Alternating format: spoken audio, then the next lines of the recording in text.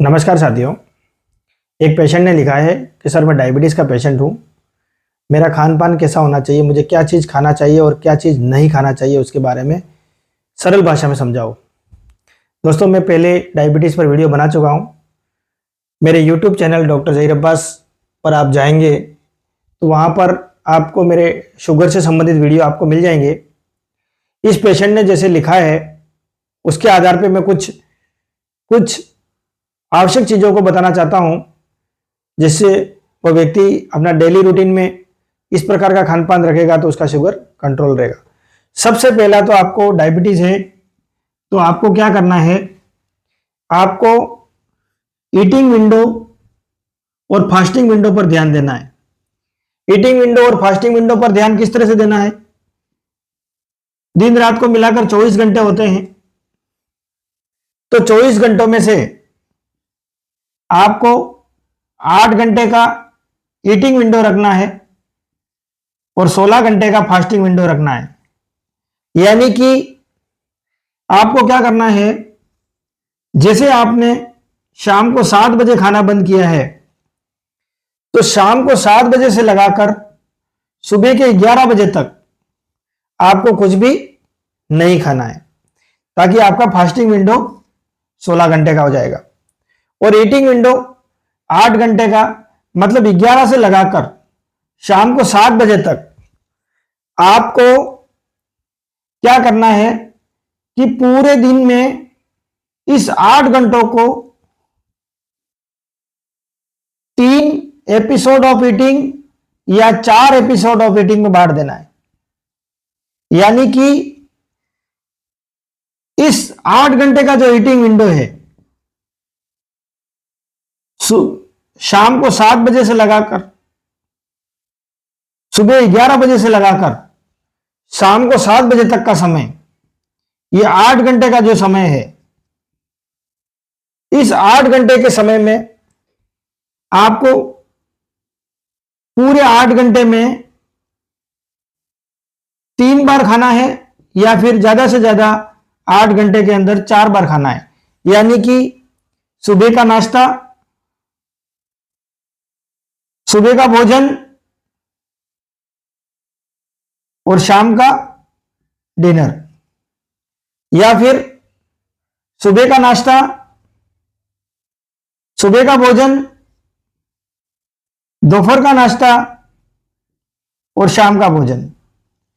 यहां पर भी आपको जो नाश्ता आप जो कर रहे हैं, या तो कोई सलाद वगैरह का करिए या कोई फल काट के खाइए आप, या आप 4 एपिसोड ऑफ ईटिंग करते हैं तो जो दोपहर का जो आप नाश्ता ले रहे हैं वो सलाद या फल फ्रूट काट के खा लीजिए, ताकि आने वाले भोजन का ग्लाइसेमिक लोड कम रहेगा। सलाद आदि का ग्लाइसेमिक लोड कम होता है, हरी सब्जियों का ग्लाइसेमिक लोड कम होता है, फल फ्रूट का ग्लाइसेमिक लोड कम होता है, ताकि उस कम ग्लाइसेमिक लोड वाले भोजन से पेट भर जाएगा, जिससे शरीर में ग्लूकोज कम जाएगा, और ग्लूकोज कम जाएगा तो आपका ब्लड शुगर मेंटेन रहेगा। दूसरी चीज है, आपको पर्याप्त नींद लेनी है। पर्याप्त नींद लेनी है। नींद का डायबिटीज के पेशेंट के जीवन में बहुत बड़ा रोल होता है। डायबिटीज का पेशेंट अगर पर्याप्त नींद नहीं लेता है तो स्ट्रेस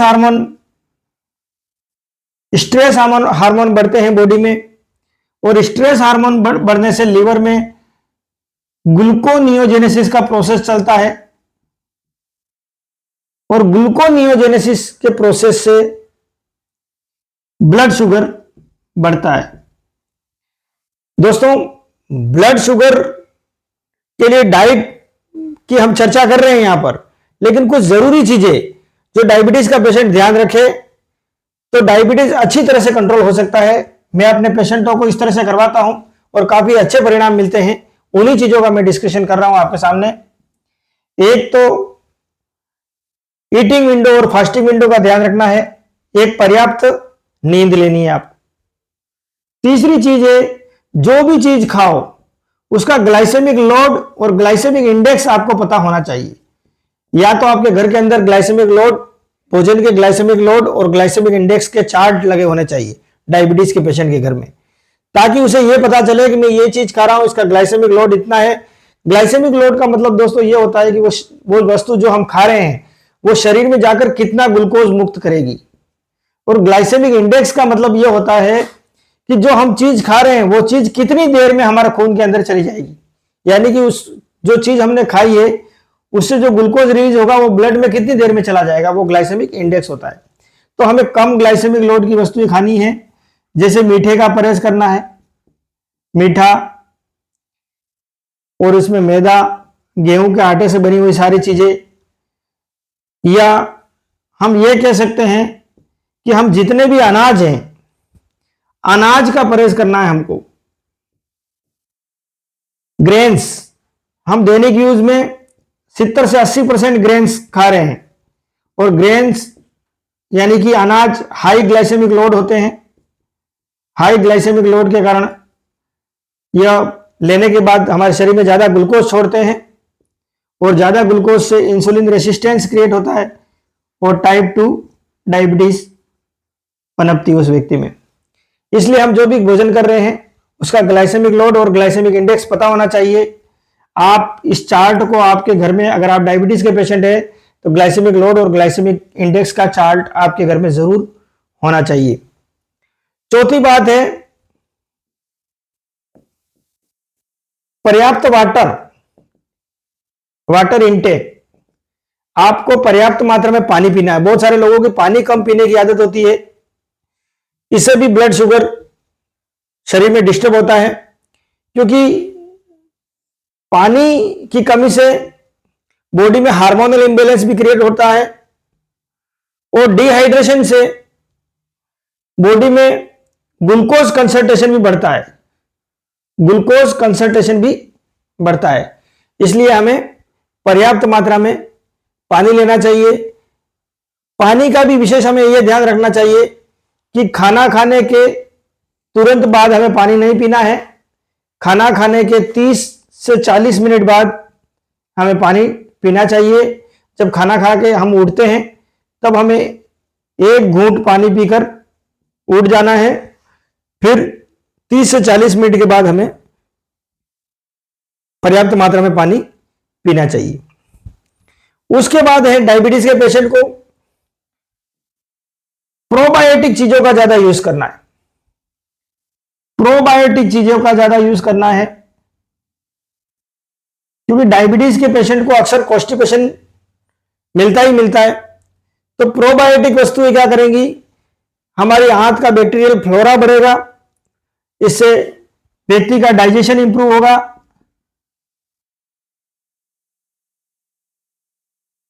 क्योंकि डाइजेशन खराब रहने से भी व्यक्ति का ब्लड शुगर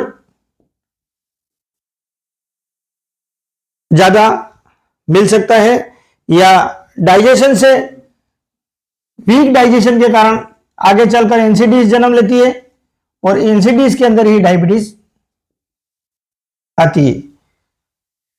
क्योंकि वीक डाइजेशन के कारण क्या होगा, बॉडी में विसरल फैट की मात्रा बढ़ेगी, और विसरल फैट की मात्रा बढ़ने से इंसुलिन रेसिस्टेंस क्रिएट होगा, और इंसुलिन रेसिस्टेंस से डायबिटीज होगी। दोस्तों, डायबिटीज के पेशेंट के लिए मैंने कुछ जरूरी टिप्स जो कि शुगर को कंट्रोल करने में महत्वपूर्ण होते हैं उनके बारे में डिस्कस किया। एक डायबिटीज के पेशेंट को क्या करना चाहिए, रात के समय सोते समय जब शाम का जो भोजन होता है तो उसमें उसको क्या करना है, कार्बोहाइड्रेट का परसेंटेज कम करना और प्रोटीन का परसेंटेज बढ़ा देना है।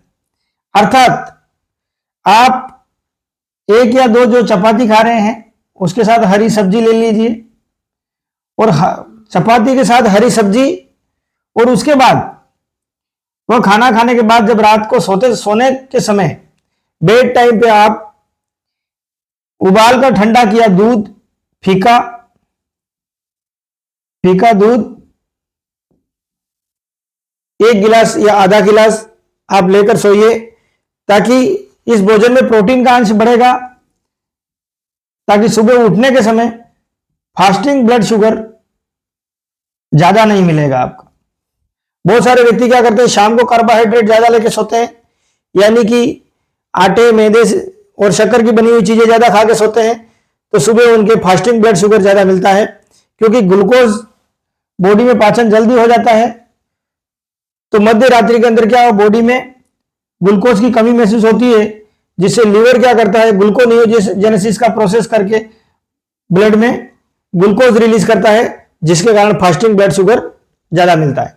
दोस्तों, मैंने आपको, अगर आपके डायबिटीज है तो मैंने ये कुछ खान पान के कुछ नियम बताए हैं आपको, जो बहुत ही इंपॉर्टेंट नियम है।